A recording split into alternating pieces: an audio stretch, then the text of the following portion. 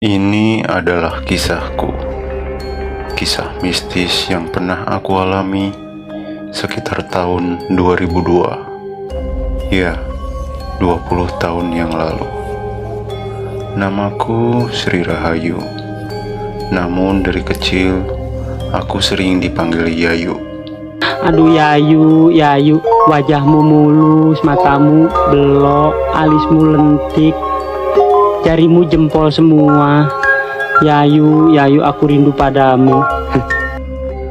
Ya, seperti nama gadis pujaan hati Kasino di film Warkop. Aku adalah seorang istri dari seorang ayah yang mempunyai 3 orang anak.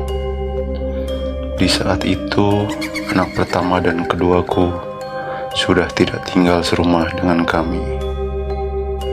Anak pertamaku sudah menikah dan tinggal bersama suaminya. Lalu anak keduaku sudah bekerja di luar kota. Jadi saat itu aku hanya tinggal bersama suami dan anak bungsuku.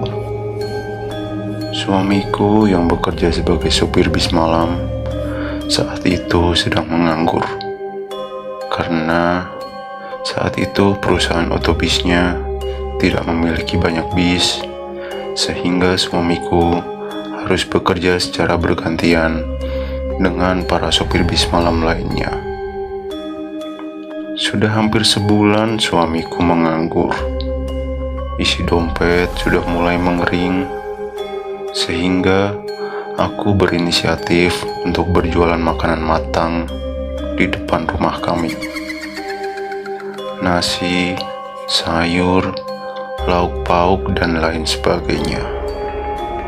Berjualan seperti itu mengharuskanku untuk berbelanja ke pasar setiap pagi, setiap jam 4. Aku pergi ke pasar diantar oleh suamiku untuk berbelanja bahan makanan untuk berjualan.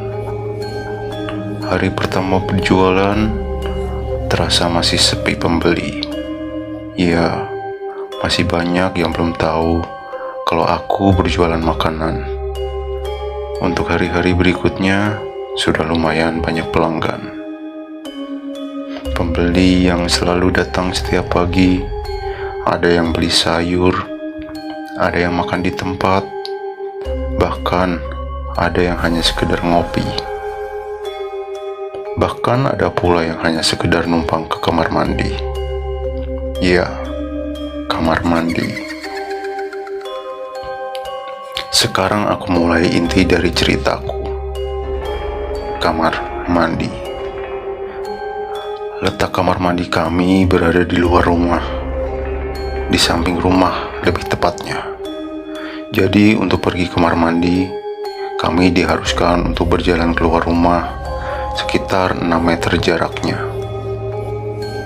Di suatu pagi, aku bangun terlalu cepat. Jam 2 pagi aku sudah bangun. Mau melanjut tidur, tapi mata sudah tidak dapat terpejam. Akhirnya, aku memutuskan untuk bangun. Beberapa menit kemudian, aku merasakan ada panggilan alam, sehingga aku pergi menuju kamar mandi yang berada di luar rumah. Suasana saat itu masih sangat sepi, senyap. Hanya ada kucing yang sedang berjalan di pojokan rumah tetangga, dan seekor anak ayam yang berjalan melewatiku menuju belakang rumah. Setelah menyelesaikan tugasku di kamar mandi, aku pun pergi masuk ke rumah dengan perasaan tubuh ringan tanpa beban. Ya, hampir 2,5 kilogram yang tadi aku keluarkan. Saat akan membuka pintu rumah, tiba-tiba terdengar suara seorang perempuan di belakangku. "Maaf Bu," ucapnya. Lalu aku menoleh ke belakang. Kulihat seorang perempuan berambut panjang dengan pandangan tajam menatapku dan membawa sebuah gayung. "Iya Mbak, ada apa?" jawabku. Dengan masih menatap tajam ke arahku, dia berkata, "Boleh saya pinjam kamar mandinya sebentar, Bu?" Tanpa rasa curiga, aku menjawab, "Iya, silakan, Mbak.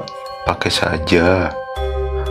Toh, memang kamar mandi di rumah kami memang sering dipinjam oleh banyak orang. Ada yang menumpang mandi, ada yang sekedar buang air kecil.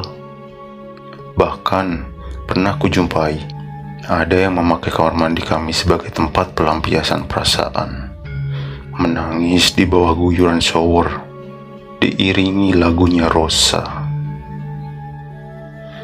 "Terima kasih, Bu," ucap perempuan itu. Lalu aku berjalan masuk ke rumah tanpa memperhatikan perempuan tersebut masuk ke kamar mandi.